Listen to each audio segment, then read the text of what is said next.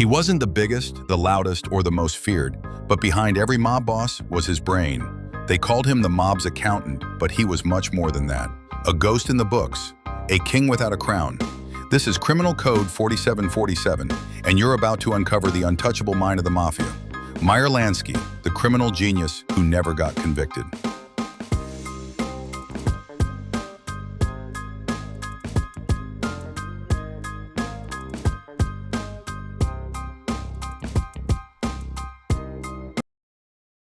Meyer Lansky was born in 1902 in Grodno, then part of the Russian Empire.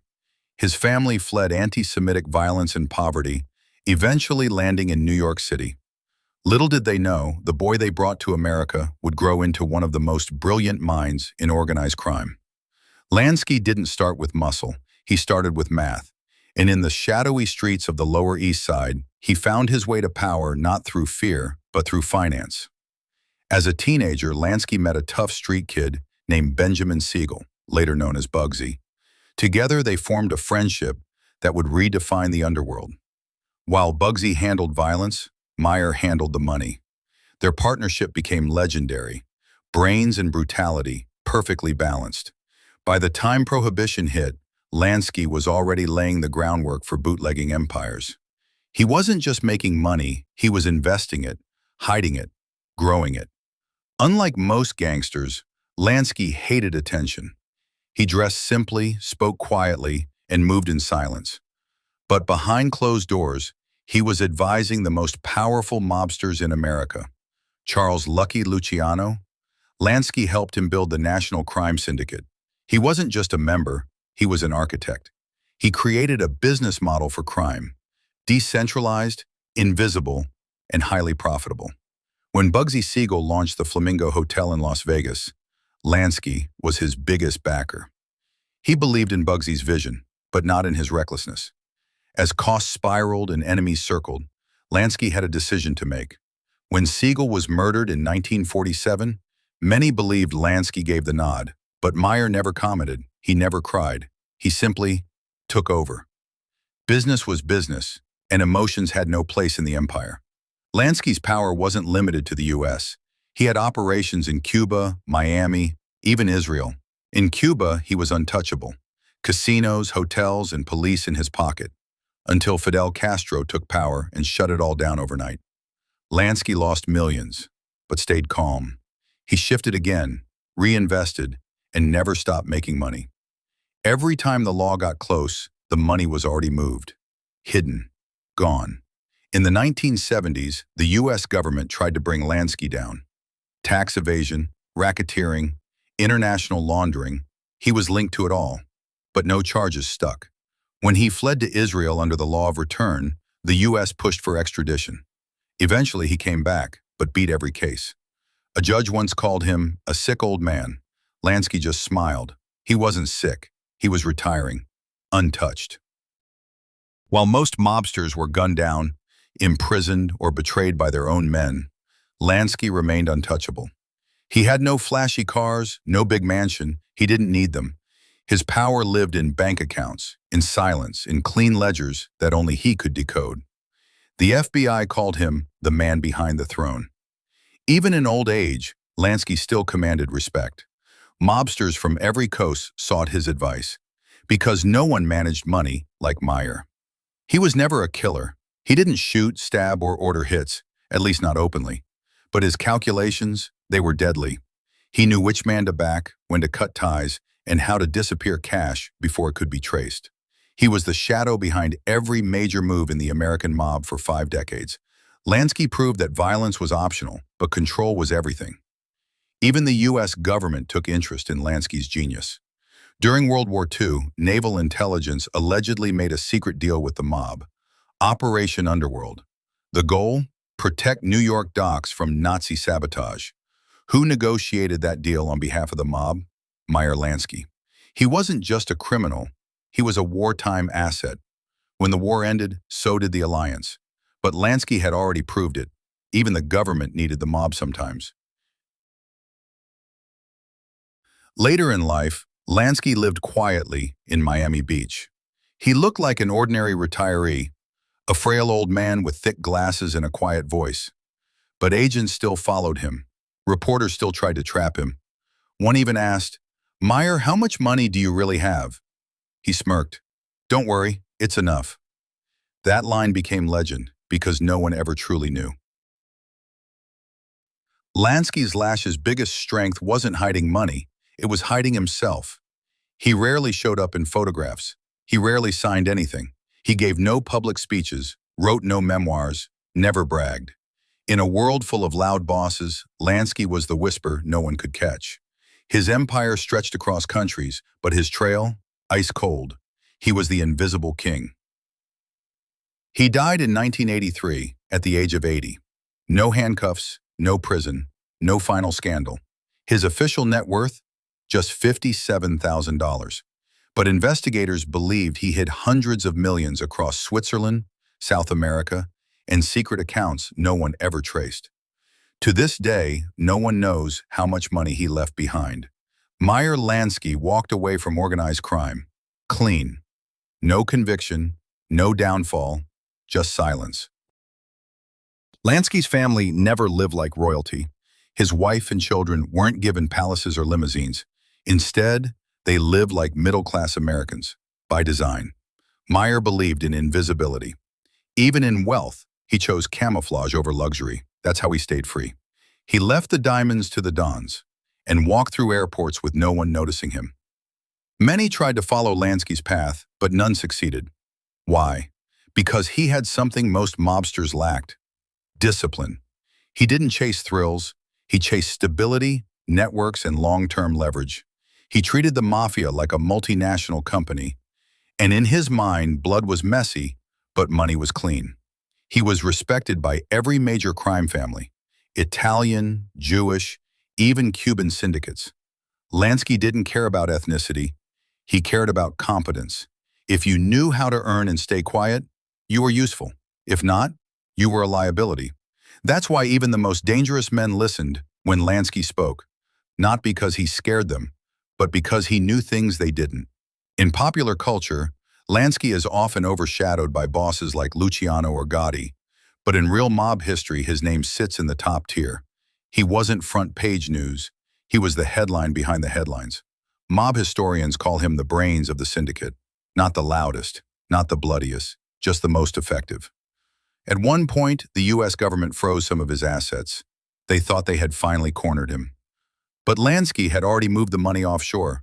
He smiled in court. No rage, no denial, just a look that said, "You're 10 steps behind." And they were. Every time they reached for his fortune, it vanished. Every time they thought he slipped, he stood untouched. Meyer Lansky had no bodyguards. He didn't travel with crews or sit in smoky clubs. His protection was information. He knew what others didn't. He remembered what others forgot. He wasn't the most powerful mobster of his time, but he was the most dangerous in a courtroom. Because while others fought with fists, Lansky fought with numbers. Lansky didn't need violence to get his way. He used pressure. He'd find out where your money was, how you earned it, and who you owed. Then he'd apply just the right amount of leverage. No yelling, no threats. Just a conversation that left people sweating. Because if Meyer knew your numbers, he owned you. He once said, "Gangsters have funerals, businessmen leave legacies." That was his mindset. He wasn't trying to be a mob boss. He wanted to build a financial machine that outlasted the bullets. And somehow he did. Because long after others were dead or forgotten, Lansky's system still operated. Quiet, global, profitable, aggressive when mob informants started flipping in the 60s and 70s. Lansky's name rarely came up. Why? Because he didn't talk. And more importantly, he never told anyone everything. He compartmentalized his empire so tightly, no one had the full picture. Not even his closest allies. That's why when the feds came knocking, they found nothing solid. Lansky was a chess player. While others played checkers, reacting to every threat, he thought 5 moves ahead. He'd set up fake businesses, backup accounts, and safe exit plans before anything even happened. That's how he stayed ahead of every indictment. Every loss was already covered. Every risk was insured. Fastball, when he returned from Israel after fighting extradition, the press tried to corner him. They shouted questions outside the courthouse. Lansky didn't answer. He just gave a short nod and walked inside like a man heading to a business lunch. That was his power, calm in every storm. In the mob world, fear keeps most men in power. But Meyer Lansky ruled with respect. He didn't need loyalty oaths or gunmen. He had trust, earned over years of consistent, smart decision-making. Even enemies admitted he was fair, and he always paid. In a world full of killers, Lansky's reputation made him untouchable. Meyer Lansky believed in timing. He didn't rush deals. He didn't panic under pressure. He waited, watched, then struck with precision. This was his greatest skill, patience in a business full of impulsive men, and that's why he outlived them all. To make it time, he'd leave. He used lawyers like other bosses use hitmen. Need to shut down a case? Lansky had a guy. Need to move cash across 3 borders? Lansky knew the loopholes. He wasn't a man who broke rules, he was a man who understood them better than anyone else. The other seconds, indifferentality. 5 of them moved over $300 million in mob money across his lifetime. The IRS only ever touched a fraction. Why? Because his system was built like a vault. Shell companies, dummy investors, offshore accounts. He invented the playbook for modern money laundering. Not along in disdain. The second means of concerning lawyers with any weather of the other shows, he enemies weren't rivals with guns, they were tax agents, accountants, and prosecutors. And yet none of them could bring him down. Because Lansky didn't leave fingerprints, he left silence. A trail of disconnected numbers that led nowhere, except to power. The trail of disconnected numbers that led nowhere were both characteristic, and Ignorsis tasted to trade some money and money grandpeers to her.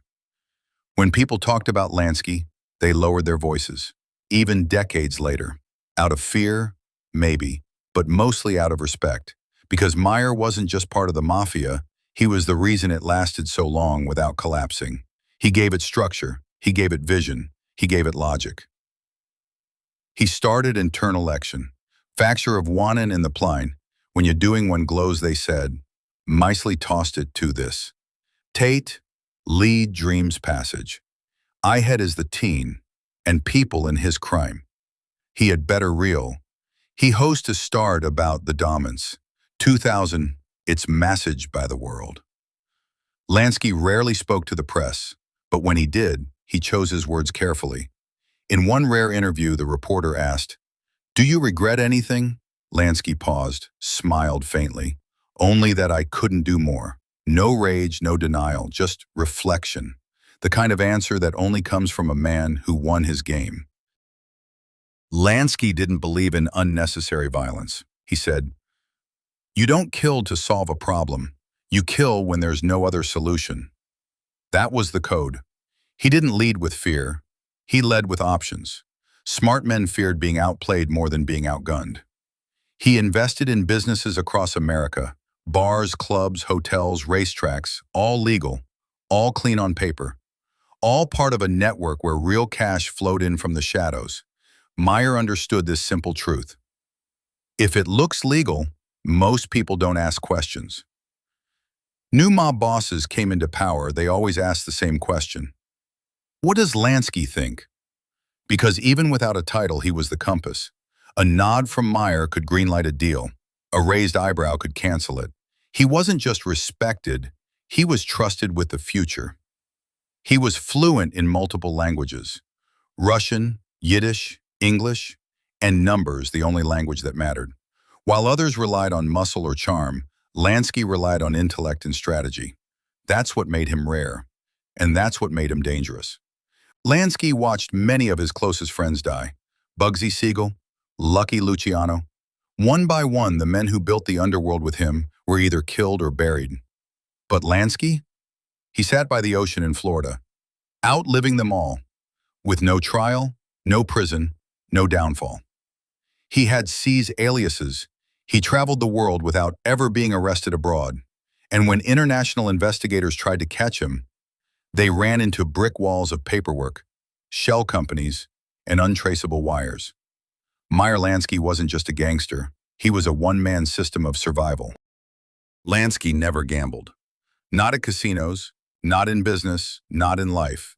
He said, "The house always wins, unless you own the house." He only played games he could rig. That's why when others went broke or got busted, Lansky was still collecting interest. He kept notebooks, not about crimes, but about people, habits, weaknesses, patterns, preferences. He studied men the way a broker studies stocks. And when it came time to make a move, he already knew exactly where to strike and how they'd react. Acompi wiretaps caught countless mobsters, but Lansky almost never recorded. Why? Because he refused to talk business on the phone. And when in person, he spoke in code, with vague metaphors and old sayings. Even in conversation, he erased his own trail. Meyer Lansky respected books more than bullets. His heroes weren't gangsters. They were bankers, chess champions, mathematicians. While others bragged about their guns, Lansky quoted investment principles. Because he knew, power fades, but knowledge stacks.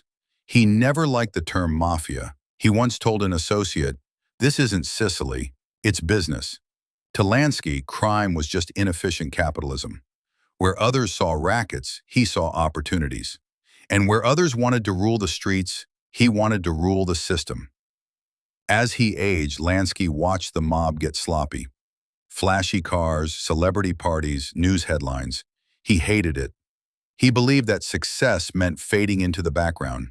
So while younger bosses were drawing attention, Lansky was quietly cutting them out, removing liabilities from the empire he helped build. Lansky didn't leave quotes carved in stone. He left lessons in silence. But one thing he did say stuck forever. "I'm not a gangster. I'm a businessman." And that was the truth. He didn't need street cred. He had balance sheets, eliminated photographs at all costs. In an era when mobsters posed with cigars and big grins, Lansky stayed in the shadows.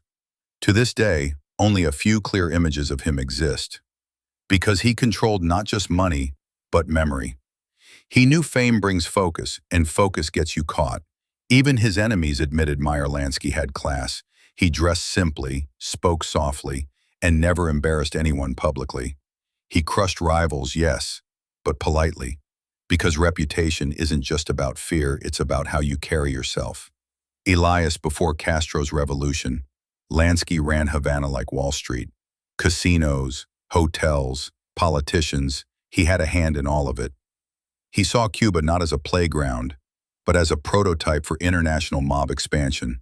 And for a moment, it worked, until the island changed, and the doors closed. Even after losing Cuba, Lansky didn't break down. He adjusted. He moved investments, shifted strategies, and kept the machine running. Because he never relied on just one plan. He had 5 backup exits before walking through any door. When his name came up in Senate hearings, they couldn't prove anything.